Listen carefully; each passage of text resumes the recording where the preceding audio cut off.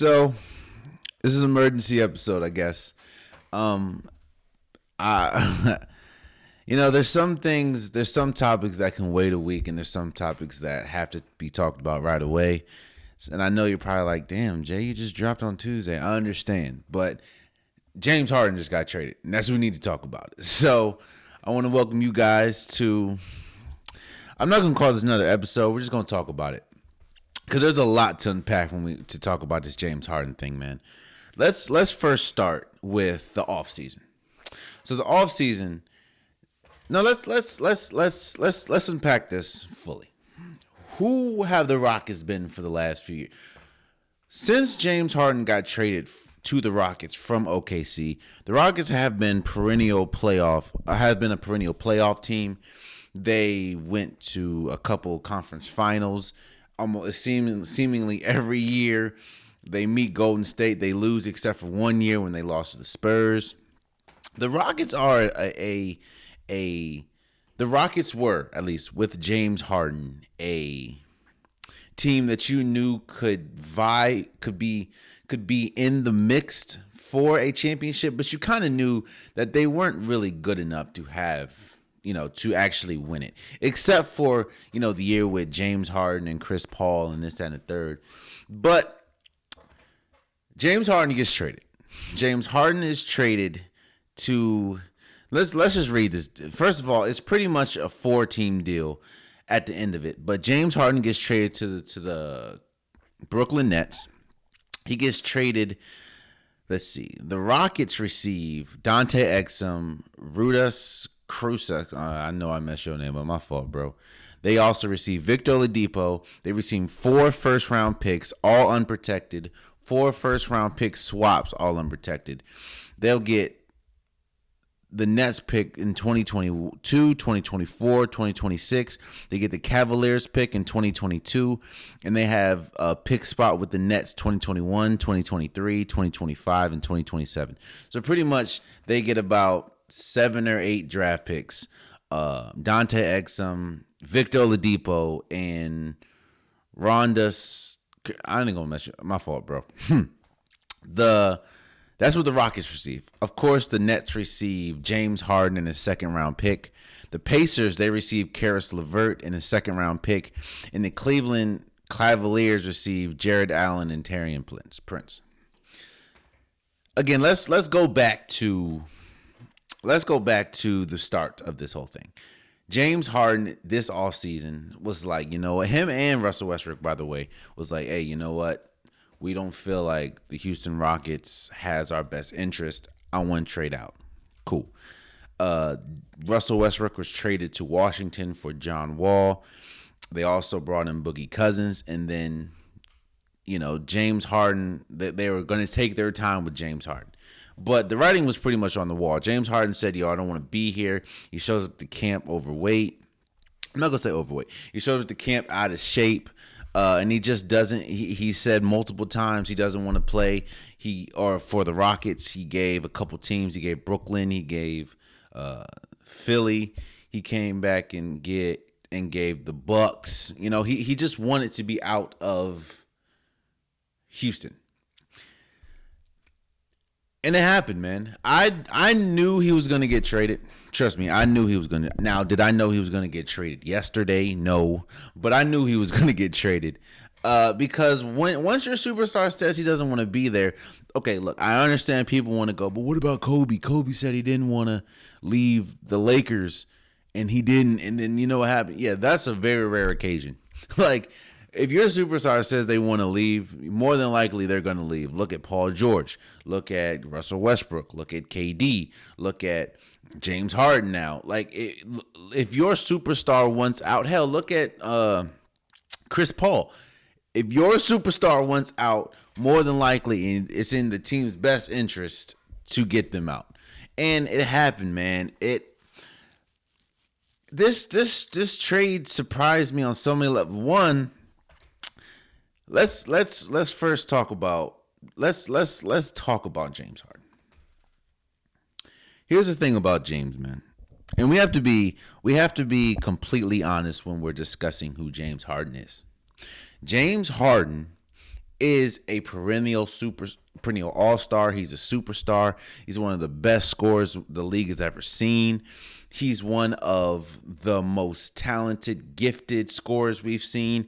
His ability to get to the rim, to shoot anywhere, to get to the free throw line, to draw fouls, almost second to none. He is arguably one of the best one-on-one players we've ever had. James Harden is a offensive savant, and James Harden is incredibly talented. That's something that we will never be able to take away from James Harden. But let's be real about James Harden. I'm not saying that everything that happened in Houston is James Harden's fault. There's a lot of coaching decisions that are questionable. Players getting hurt. We know about Chris Paul and his hamstring, especially when it came to that series with Golden State. Here's the thing, though, James. And I'm not saying, again, it's all on you, but you have to take some brunt of the responsibility and for what happened in Houston. They gave you Dwight Howard when he was still close to his prime. They gave you Chris Paul. They gave you Clint Capella. They gave you Russell Westbrook, and it didn't work. And don't get me wrong, I understand those a few pieces, but you still had Eric Gordon, you still had PJ Tucker, you still had Gerald Green, you still had, and all this, of course, is with an offense that's built around you. So I'm not saying that, again, it's all his fault that happened in Houston, or it's not. I'm not saying it's all his fault, the reason why Houston did not win a championship, but I will say that he does have to have it does fall on his shoulder, on his laps, what I mean? Because the team, the organization catered around you, and it didn't, for one reason or another, the end goal didn't happen. So, but let's focus. Let's do the winners and losers of the trade. You know what I mean? First winner, of course, has to be the Rockets. You heard the soundbite that James Harden gave after they played the Lakers. They got destroyed, and he's pretty much like, this team isn't good enough. There's nothing we can do. Then DeMarcus Cousins came out and said, the disrespect, it was disrespectful. And then John Wall was like, if you want to go, go. He didn't say that, but he pretty much paraphrased and said that, same as DeMarcus Cousins. You pretty much knew at that point. Oh, and then the next day, the team asked him to stay away from practice. You pretty much knew at that moment the writing was on the wall. But the Rockets, though, I understand that you give up the superstar, and usually the team that gives up the superstar is not the winner. But when you turn this trade sort of reminds me of what Brooklyn did with the Celtics when they got KG, when they got Paul Pierce, and they got all those draft picks. Did Boston. Now the difference, of course, is KG is not out of his prime, James Harden's not out of his prime like KG and Paul Pierce was. But the Rockets, Dante X, the players outside of Victor Oladipo was a huge get for the Rockets, and you pretty much get 8 draft picks, man. That is huge. Now, I understand that some of those draft picks aren't going to be in favorable spots because you get the Nets draft pick, and they're pretty much going to be good, and they're swaps and stuff. But you get a lot for James Harden. Not to mention, you get James Harden off the team. I'm not saying that James Harden's a bad player. Like I said, he's a superstar. But it doesn't matter if you're a superstar or not. Toxic is toxic. And you don't want an unhappy superstar on your team because it starts to spread like wildfire to a point where, like I said, you saw this start to happen, 2 nights ago when they lost in some of the sound bites. Then you have DeMarcus Cousins saying something, John Wall saying something. You want him as far away from the team as possible. Yes, I understand you're giving up an incredible talent, but you still want them off the team as far away from the team as possible. So I think the Rockets is definitely a winner. Another winner is the Pacers. Now, I understand it's like, wait, they give up Victor Oladipo and get Karis LeVert? How was that a winner? Now, it has, quiet as it's kept, Victor Oladipo has been sort of on the trading block for a minute now, because the Pacers don't know if he's going to re-up and sign and this, that, and the third. And of course, all season they were like, is Victor Oladipo going to stay? Is he going to leave?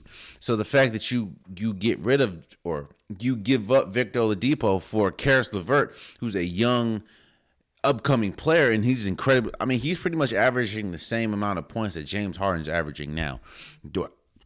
Is that me saying that he's James Harden? Most definitely not. But what I'm saying is, the Pacers get a really good young player in Karis LeVert. And the Rockets, they get Victor Oladipo. Like I said, he's not going to replace James Harden. Just get that out your head now. Victor Oladipo is not coming to be James Harden, because he's not as good as James Harden. But Victor Oladipo is still an incredible player.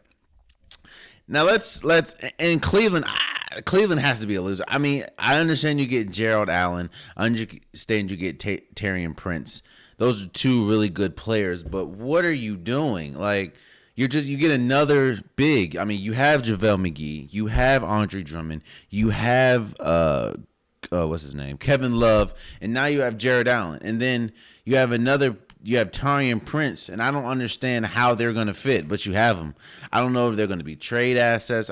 But then I think Andre Drummond is more of a trade asset at this point than Gerald, or let me say this.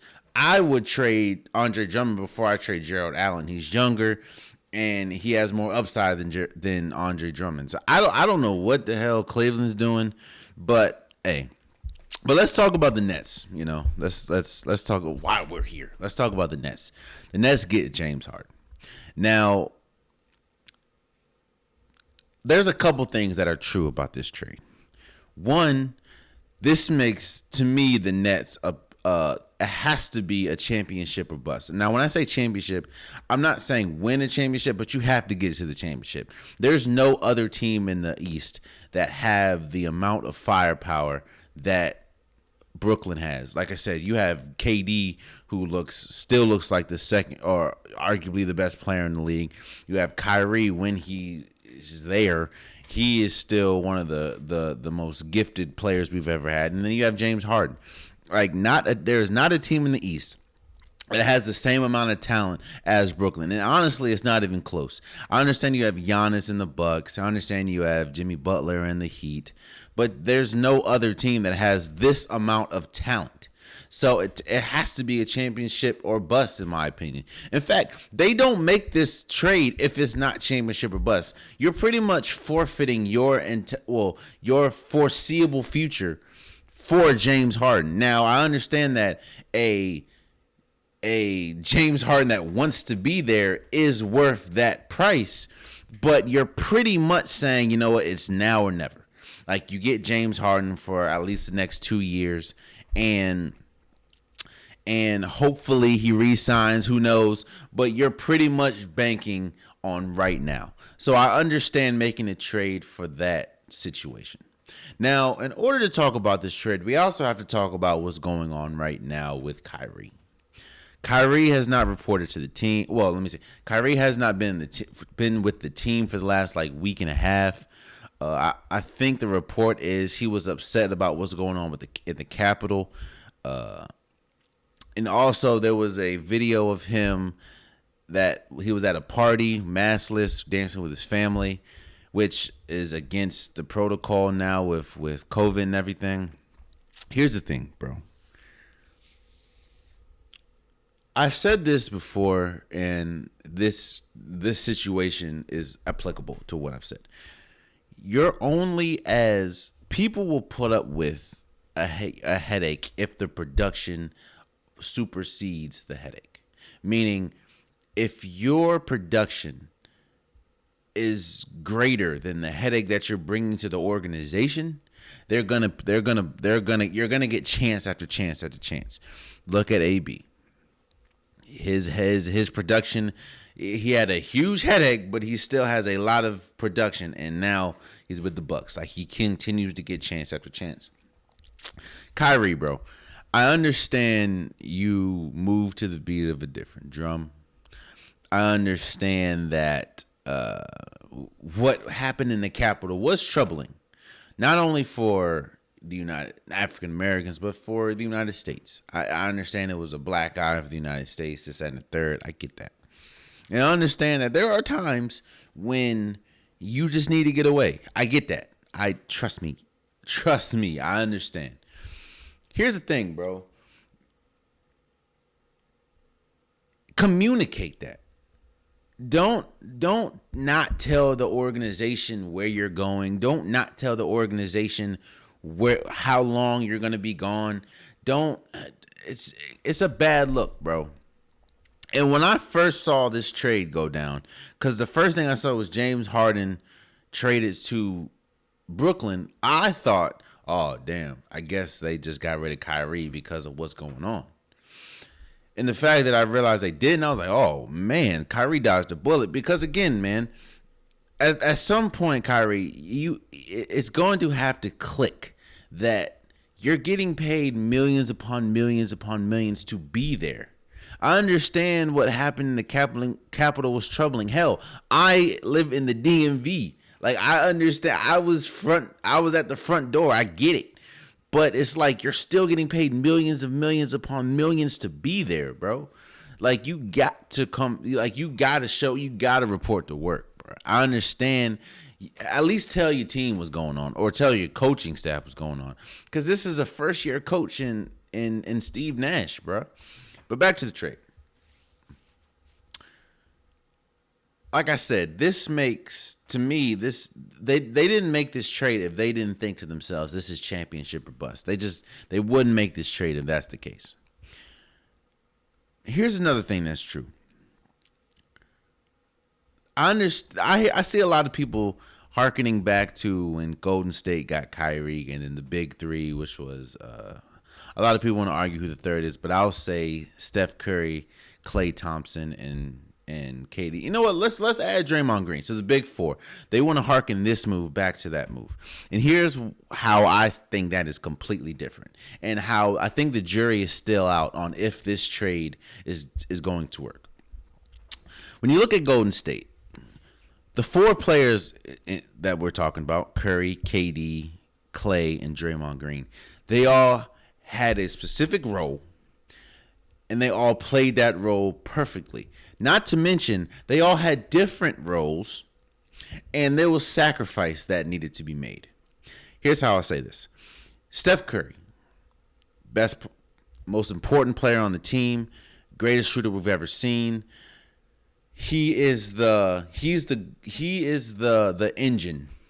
He's the engine. He's the most important piece of the car. Steph Curry is the most important piece to that car. You know, Steph Curry is the only player that can swing the pendulum at the drop of a hat. That is how good Steph Curry is. Klay Thompson's the same way. However, Klay Thompson's main objective is defense over everything. Klay Thompson is one of the best on-ball defenders, when healthy, the league has. KD is the best player at that point. Once he comes on the team, he's the best player. He can score from anywhere. KD is there to score. Just score. And because you're around great defenders like Klay Thompson and like Draymond Green, you have to elevate your defense. Then you have Draymond, the glue to it all. He's the defender. He's the one that you'll look at his stat sheet. He'll have 0 points, but he has 13 assists and 13 rebounds, and he knows where everyone's going to be. They all play different roles to make the car move. Not to mention, Steph Curry had to make sacrifices. We know Steph Curry taking 30, 35 shots a game. Maybe closer to 30 shots a game. KD comes on, all right, let me bump that down to 22 to 25. So KD can operate, because we know we're only as good as KD's the best player on this team. It has to be sacrifice. Look at this Brooklyn Nets team. The difference between the Golden State move and this move is you have three players that pretty much do the same thing to a certain extent. You look at Kyrie. Kyrie is the person, he's the dribbler. He's the one that brings the ball. He's the one that pretty much facilitates the offense. He's the one that, when all else fails, you go get you a bucket. The problem is James Harden, the dribbler. He's the one that does all the shooting. He's the one that, he'll get to the rim, try to get fouled, try to make something happen. KD, he's the scorer. He's the one that can score from anywhere, like James Harden, like Kyrie to a certain extent. He doesn't have the handle, but he can get anywhere he wants with his handle. And it's like you have three offensive weapons, but you don't have anything else. Like I'm not going to say they don't do anything else because they're superstars, but you don't have that defender. I don't see a defender outside of DeAndre Jordan. I don't see a defender on the team, and DeAndre Jordan's getting old. So when you're going to Golden State, who, when we talk about, a lot of people want to talk about their offense, but they still had Klay Thompson as a defender. KD improved as a defender. You have Draymond Green, who was a defender. You have Andre Iguodala, who was a defender. You have JaVale McGee, who was a good rim protector. Bogut came. He was a good rim protector. Sean Livingston was good on defense. That team, the makeup of that team was still defense. When you look at this Brooklyn team, it's strictly offense. You have Kyrie Irving, you have James Harden, KD, you have Landry Shamet. Your two best defenders, which was Jared Allen and Taurean Prince, they're off the team. So I understand when they say, defense wins championships. I mean, you still got to put the ball in the rim. So I don't agree with that to a certain extent, but I do understand that. I don't understand, like, when you look at the teams that they'll have to face. Let's just hypothetical. They make it to the championship. I believe the Lakers will make it to the championship. Of course, you have LeBron going against KD, but who's going to stop someone like Anthony Davis? DeAndre Jordan's not doing that. I'm going to tell you that now. And I wouldn't put KD on AD. Like, I just don't think that's smart. So I just don't. The jury is out on how this move is going to play out. If it's going to be a win or if it's going to be a loss for Brooklyn. Of course, I understand that you get the superstar, you get James Harden. But if there's no sacrifice to be made, if no one's going to make sacrifices, and